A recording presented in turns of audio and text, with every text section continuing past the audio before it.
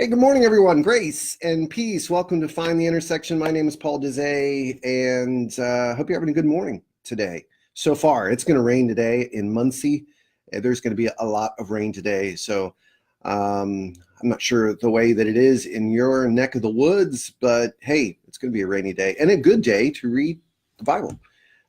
So hey, let's jump in today. We're talking about Psalm 27. And Psalm 27 is a psalm of David. And if you look at David's life, he's had a lot of interesting experiences. He's had some good and some bad and some in between. He's been chased. He's been in wars. He's had a lot of stuff going on. And so when he writes a song, a psalm, a song, a prayer, it speaks from his experience as somebody who has faced the ups and downs of life, right? So Psalm 27, the first part of it is a psalm of confidence in God, and the second half of the psalm is a psalm of lament. So let's jump into a few things that stood out to me. Number one, there is a longing. David longs to be in the presence of God, longing for the Lord's presence. It's almost is, he says, the one thing I seek. It's almost like if he had one wish, if David was given one wish, it would be to spend time in the Lord's presence. He says, the one thing I seek of the Lord, the thing I seek the most is to live in the house of the Lord all my days of my life, delighting in the Lord's perfections and meditating in his temple. So what we see in this passage from David's life, the good and the bad and everything in between, the one thing that he desires more than anything else is to spend time in God's presence, to meditate in his temple, to be with God. It's not to be in war. It's not to be taking care of all the king's duties. It's not to be spending riches. It's not any of those things.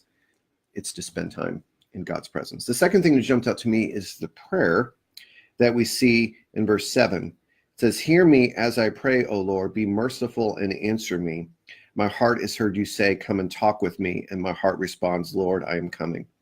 And then it goes in this prayer, it says, do not turn your back on me. Do not reject your servant in anger. See, it says an awful lot in here about enemies. Those who are evil people come to devour me when my enemies and foes attack me. David feels the pressure of his enemies, and he comes to the Lord in prayer. But notice kind of the flow of the prayer. He talks about the Lord as my light and my salvation. He kind of flows through praise after praise before he gets to the request, don't turn your back on me in the enemies. I want you to see his heart is to be in God's presence. His heart is spending time with God and meditating upon his word, to be in his presence.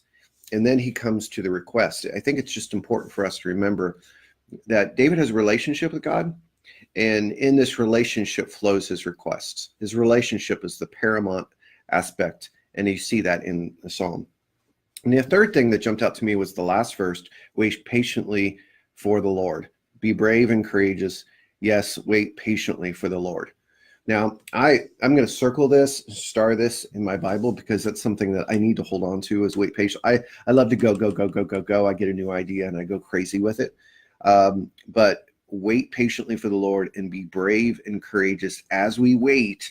And so that it's important in our fast-paced, information flowing culture. It's difficult to wait. We talk about that in Advent, but we need to be reminded every day that we need to wait in the presence of the Lord, wait patiently for the Lord's leadership. But as we're waiting, to be courageous, because there will be things that will come at us. And so we stay faithful because the Lord is the one who's with us, protecting us, guiding us. Let's see who we have here today. Hey, Todd, good to see you this morning. And Barry, yeah, I'll swim to the caffeinery too. Oh, yeah, for sure. And Kelsey, good to see everyone this morning. Hopefully you have enjoyed Psalm 27. Encourage you to check it out in a couple translations. It's really, really good in the Message. And tomorrow was my favorite day of the week. It's Intersection Day.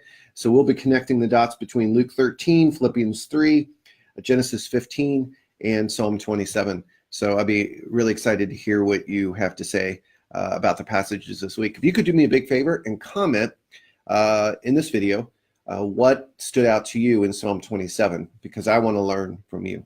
I believe God speaks to us in different ways. And so what God says to you might be different than what God says to me. And so I want to learn from you. So Psalm 27 is our scripture today, and then we'll be back tomorrow for the intersection. Stay dry out there. I will talk to you all very soon. Hey, grace and peace.